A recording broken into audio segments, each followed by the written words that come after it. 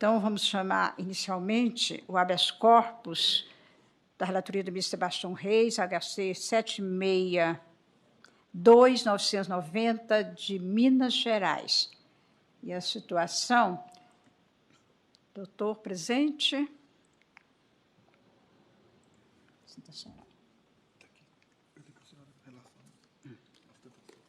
Assistente oral está presente o doutor Gustavo Henrique. Doutor Gustavo Henrique Badaró.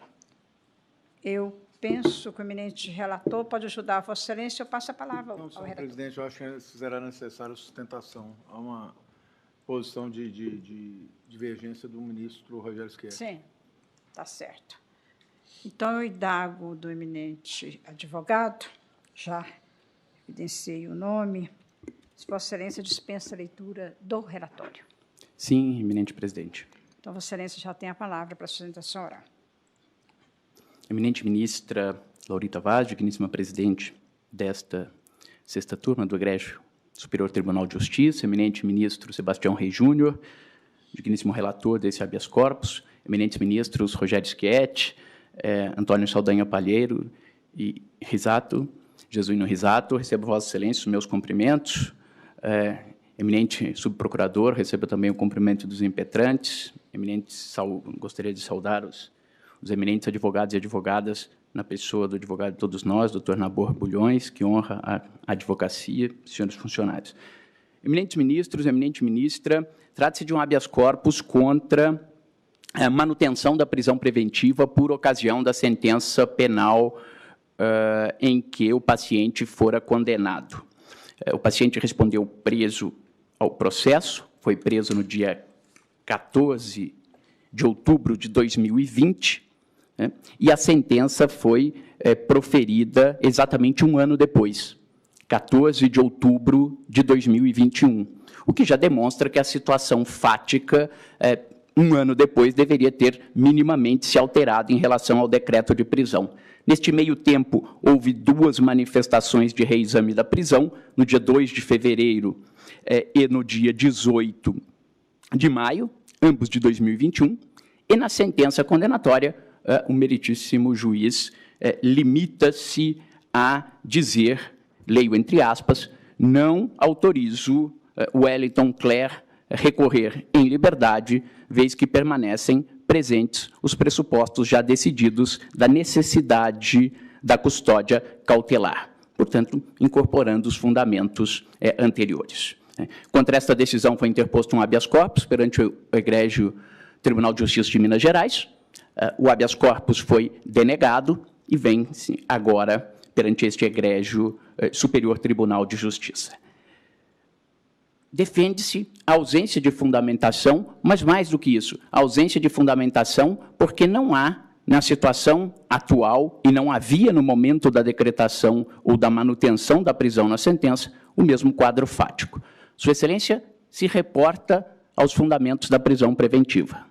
Um dos fundamentos da prisão preventiva era a necessidade da prisão do ora paciente por conveniência da instrução criminal, porque na condição de delegado de polícia, ele poderia, diz Sua Excelência, dificultar a angariação de provas.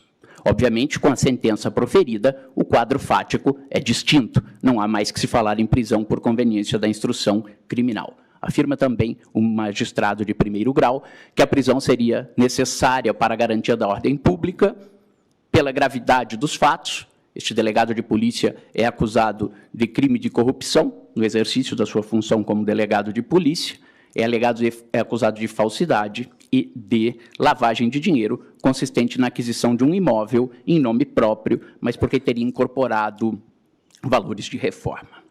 Pois bem, estes são os fundamentos. Mas, eminente ministro Rogério Schietti, eminentes ministros, curiosamente, quando a prisão preventiva é decretada, no mesmo ato que se decreta a prisão preventiva, se decreta o afastamento da função pública, exatamente sob o fundamento do risco de reiteração delitiva. E a reiteração delitiva, no caso de corrupção de um delegado de polícia, só poderia se dar no exercício da função de delegado de polícia. Curiosamente, a decisão decreta a medida cautelar alternativa, eminente presidente, cumulada com a prisão. É óbvio, se ele está preso, ele não vai poder continuar exercendo a função de delegado de polícia na prisão. E solto, não poderá exercer a função de delegado de polícia, porque tem a medida cautelar alternativa. Diante disso, impetrou-se o presente habeas corpus e foi concedido a liminar pelo eminente relator, impondo medidas alternativas com a concessão da liminar. Retenção de passaporte, suspensão do exercício da função pública, na verdade, mantida a suspensão do exercício da função pública que fora decretada junto com a prisão preventiva e comparecimento quinzenal. Sua Excelência ainda determinou, o eminente ministro Sebastião Reis Júnior, que se o relator da apelação, porque os fatos estão pendendo de julgamento de apelação no Egrégio Tribunal de Justiça de Minas Gerais, que se o relator da apelação assim entendesse, fundamentadamente, poderia decretar outras medidas cautelares. E o eminente relator, então, decreta, sem qualquer fundamentação, proibição de ausentar-se da comarca, recolhimento noturno e monitoração eletrônica. E aqui me encaminho para o fim. Vejam, eminentes ministros, o que Vossas Excelências têm a decidir é uma análise de risco, um prognóstico de dano. O paciente estava em liberdade, fez-se um prognóstico que, permanecendo em liberdade, haveria risco à instrução e à ordem pública. Só que há um ano, a liminar foi concedida no dia 16 de agosto de 2022, portanto, exatamente há um ano, o paciente está em liberdade. E, estando em liberdade, não deu causa a nenhuma destas situações. Vem cumprindo todas as medidas que foram impostas, inclusive recolhimento noturno, monitoração eletrônica, comparecimento quinzenal a juízo, e não há nada que indique que o paciente vá fugir. Se tivesse risco de fuga, o teria feito durante este um ano. O paciente se inscreveu num curso superior, embora seja delegado de polícia, faz hoje um curso superior de psicologia. A autorização do juiz para que ele frequente as aulas, porque entra um pouco no horário do recolhimento noturno. Sai todos os dias, assiste aulas, retorna ao seu domicílio, está sendo monitorado. Portanto, se pudesse se cogitar de alguma necessidade da prisão cautelar, um ano depois da sua decretação, quando da sentença, e cerca de mais um ano depois até a concessão da liminar, este último ano mostra que não há nenhum risco do paciente permanecer em liberdade. Até porque ele está afastado de sua função. Risco de reiteração delitiva, não exerce mais a função. Não se instaurou contra ele nenhum boletim de ocorrência por qualquer delito. Até porque, se o tivesse feito, certamente seria comunicado ao relator, seria comunicado ao eminente ministro, o relator da apelação, o eminente ministro relator. Não só não se ausentou da comarca, porque está monitorada eletronicamente, como se recolhe todos os dias à noite e nos feriados à sua residência. Entregou-se ao passaporte. Fez 2 ou 3 viagens dentro do Brasil, autorizado judicialmente pelo magistrado para ver seus parentes. Com isso, eminentes ministros, é que se pede a concessão da ordem. O paciente já sofre há 3 anos, embora presumido inocente, aguardando o julgamento de sua apelação, sérias consequências durante 2 anos em sua liberdade de locomoção, preso cautelarmente, e no último ano submetido a 5 medidas cautelares alternativas à prisão, cumprindo-as todas elas, eminente ministro Antônio Saldanha Palheiros. Portanto, a não concessão da ordem nesse momento, com o retorno do paciente à prisão, não teria nenhuma finalidade cautelar. Seria assumir que a prisão preventiva deve ter uma finalidade de antecipação de pena. Com essas palavras, requer-se a Vossas Excelências a concessão da ordem com a manutenção da revogação da prisão preventiva do paciente e roga-se, eminentes ministros, que não possa o relator da apelação decretar medidas cautelares alternativas à prisão. O pode, e assim expressamente ressalvou o ministro Sebastião Reis Júnior. Mas o eminente ministro disse, fundamentadamente, o que, aliás, talvez nem precisasse dizê-lo, porque a Constituição assim impõe. E as 3 medidas decretadas pelo relator foram feitas sem nenhuma fundamentação. Com base nisso, pede-se a concessão da ordem com a revogação da prisão e a revogação, nos termos em que decretadas, destas 3 outras medidas cautelares alternativas impostas pelo relator da apelação, quais sejam proibição de ausentar-se da comarca, recolhimento domiciliar noturno nos dias da semana e finais de semana e monitoração eletrônica. Muito obrigado.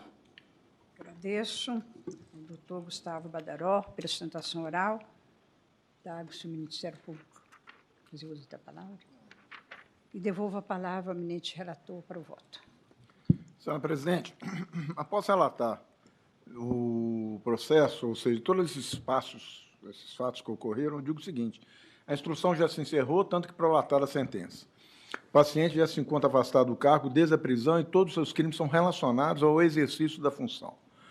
O juiz, na sentença, para manter a prisão anteriormente decretada, não poderia, ao meu ver, no caso concreto, simplesmente dizer que os fundamentos anteriores ainda permanecem. Caberia ao magistrado da causa demonstrar a atualidade daqueles fundamentos ou apresentar razões novas para justificar a manutenção da prisão. Não fez uma coisa nem outra. Aqui eu reproduzo o que foi dito pelo juiz por ocasião da sentença e reproduzo também o que foi dito pelo Tribunal de Justiça ao denegar a ordem. E digo o seguinte: vejo a situação sobre ótica diferente, embora tenha adotado mais de uma vez o entendimento dessa Corte do Supremo Tribunal Federal de que a manutenção da custódia cautelar no momento da sentença condenatória, em hipótese em que o acusado permaneceu preso durante toda a instrução criminal, não requer fundamentação exaustiva, sendo suficiente para a satisfação do artigo 387, parágrafo 1º do Código de Processo Penal, declinar que permanecem inalterados os motivos que levaram à decretação da medida extrema em um primeiro momento, desde que estejam, de fato, preenchidos os requisitos legais do artigo 312 do mesmo diploma. Para mim, nesse caso, como disse, faltou a demonstração da atualidade do periculum no libertatis. Quanto à manutenção das medidas cautelares alternativas aplicadas por mim na decisão liminar e acrescentadas pelo desembargador do Tribunal Estadual, retenção de passaporte, suspensão do exercício da função pública, delegado de polícia e comparecimento quinzenal em juízo, além da proibição de se ausentar da comarca sem prévia autorização judicial, recolhimento domiciliar noturno nos dias de folga e monitoração eletrônica, entendo, devam subsistir apenas as 4 primeiras, não se justificando as demais. Isto em razão das particularidades do caso, já expostas anteriormente, concernentes à gravidade concreta da conduta, considerando ainda a sentença condenatória, o quantum de pena aplicada e também a menção à reiteração delitiva. Essas parecem a mim adequadas e suficientes no momento. Voto pela concessão da ordem para substituir a prisão preventiva mantida na sentença condenatória pelas medidas cautelares acima indicadas. Voto também pela prejudicialidade do agravo regimental de florestais e do desembarque de declaração de florestais. Como eu voto, senhora presidente? Como vota o ministro Rogério Schede? Senhora presidente, cumprimentando o doutor Gustavo Badaró, sua brilhante sustentação oral, e pedindo vênia ao eminente relator, eu vou divergir, embora sempre afirmando a excepcionalidade da prisão preventiva, mas entendi que, na hipótese ora presente, não vejo vício formal e na decisão que manteve a prisão preventiva do ora paciente.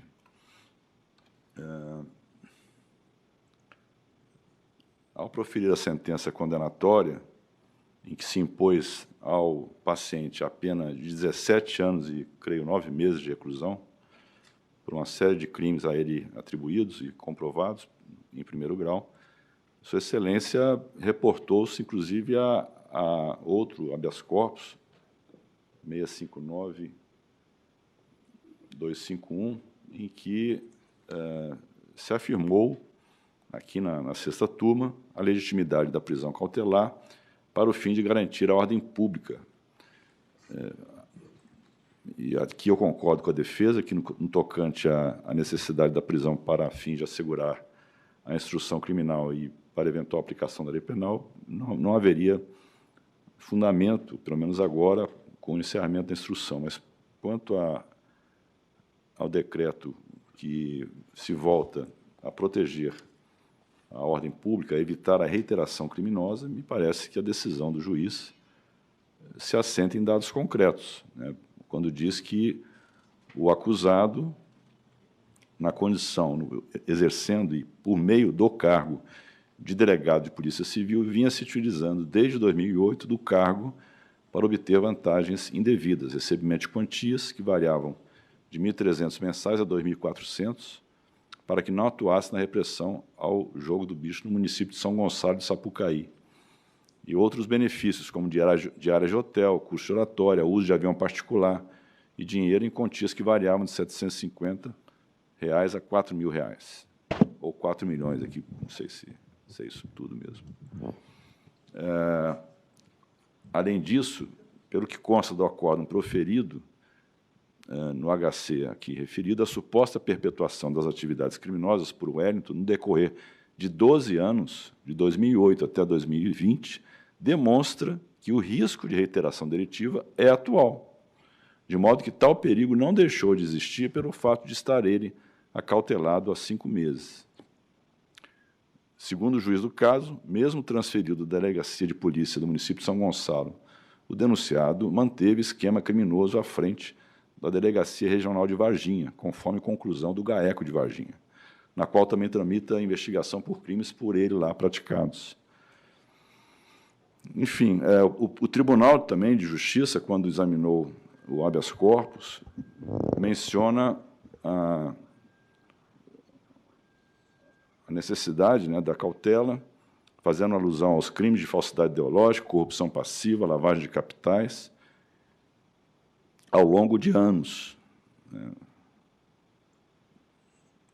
e dizendo que a situação se torna extremamente reprovável quando se considera que o paciente supostamente se prevaleceu do cargo de delegado de polícia civil do Estado de Minas Gerais para praticar tais infrações. Além disso, o risco de reiteração delitiva fica evidente, pois, conforme já asseverado, a própria denúncia imputa a prática de crimes pelo paciente no decorrer de vários anos, desde 2008 até 2020, o que indica que não se trata de fato isolado na vida de Wellington. Também, segundo consta da denúncia, que ainda denúncia não ainda apurada, o paciente responde a processo que investiga esquema criminoso que ele implementou em tese quando assumiu a Delegacia de Varginha entre 2017 e 2020. Ainda que esteja afastado do cargo de delegado de polícia, a influência política do paciente na região é suficiente para que ele possa se valer desse poder para praticar novas infrações. Tanto é que, se não tivesse sido preso preventivamente, iria se candidatar em 2020 à reeleição ao cargo de vereador de São Gonçalo de Sapucaí. Então, são afirmações, senhora presidente, que foram feitas na sentença, se reportando a outras decisões, inclusive a que decretou a prisão preventiva originalmente, que não me parecem destoar do mínimo que se tem exigido como motivação para a exigência da cautela extrema. Recordando-se que ele foi condenado a uma pena bem elevada, né, de mais de 17 anos, e, portanto, me parece que os fundamentos que justificaram inicialmente o decreto de prisão preventiva permanecem atuais, né, e contemporâneos no que diz respeito à possibilidade de reiteração delitiva. Então, eu peço o veniamente relator e denegaria a ordem para manter a prisão preventiva do ora paciente. Como vota o ministro Antônio Saldanha? Presidente, eu analisei o voto do ilustre relator e as considerações feitas pelo ministro Rogério Schietti e, particularmente, a argumentação da defesa. Efetivamente, eu não consigo enxergar, a essa altura, que risco pode o impetrante, o paciente, trazer para a sociedade. Ele está afastado do cargo. Então, eu creio que o voto do ministro Sebastião Reis ele é mais consentâneo com a situação concreta. A condenação é alta? Sim, a condenação é alta, mas recolhido o passaporte, a carteira dele já está apreendida, não pode mais exercer as funções. Eu não vejo necessidade da preventiva a essa altura. Por conta disso, peço todas as vezes ao ministro Rogério e acompanho o ilustre relator. Como vota o ministro Jesuíno Sato? Senhor presidente, eu cumprimento o ilustre advogado por sua sustentação. Eu ouvi o voto do ministro Rogério, mas também o que se tem que perquirir aqui é a necessidade da manutenção da prisão preventiva. E como ressaltado pelo ministro Saldanha, eu também não vejo aqui essa necessidade, porque os fatos ocorreram há mais de 2 anos, ele está preso há mais de 2 anos, e eu entendo que, a essa altura, o afastamento do cargo e essas demais cautelares aqui impostas, já na liminar e também pelo desembargador do Tribunal Estadual, são suficientes, né, para prevenir futuros delitos. Então, eu peço vênia ao ministro Rogério, mas eu acompanho o eminente relator. Eu volto a seguir e, como disse o eminente Rogério, o eminente ministro, os fatos imputados aqui ao paciente são extremamente graves, tanto que ele mereceu também uma condenação de 17 anos, 9 meses de reclusão. Pena realmente também, né, pelos fatos que lhe foram imputados, os fatos criminosos que lhe foram imputados, isso não tem nenhuma dúvida. Agora, eu, na verdade, talvez, se eu tivesse decidido, eu não teria, como fez o ministro Sebastião Reis, concedido uma liminar. Todos me conhecem, sabem que eu teria, sim, poderia até ter concedido, mas ou não, essa liminar. Eu teria ficado um pouco preocupada na concessão dessa liminar. Mas eu verifico que a liminar foi concedida em 16 de agosto de 2022. E muitas vezes eu tenho votado aqui para revogar a liminar, mas aqui no caso, quando foi revogada a liminar, foi aplicada a ele medidas cautelares importantes, retenção de passaporte, suspensão do exercício da função pública e comparecimento quinzenal ao juízo. E ainda deu-se ao magistrado a oportunidade para que fossem aplicadas outras medidas cautelares. O juiz aplicou mais 3 cautelas. Agora eu pergunto, neste momento, tem, então, necessidade de trazer de novo essa prisão preventiva para cautelar aí a ordem pública? Eu não vejo, sinceramente, neste momento, essa necessidade. Então, rogando a mais respeitosa vênia ao voto do ministro Rogério, eu estou acompanhando o voto do eminente relator e proclamo o resultado. A 6ª turma, por maioria de votos, vencido o ministro Rogério Schettino,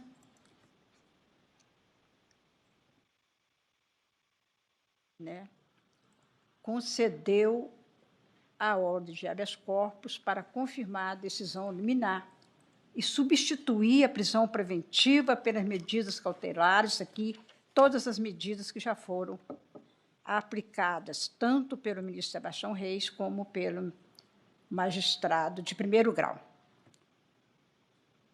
É o voto de todos. Obrigado, excelência. Fica proclamado este resultado.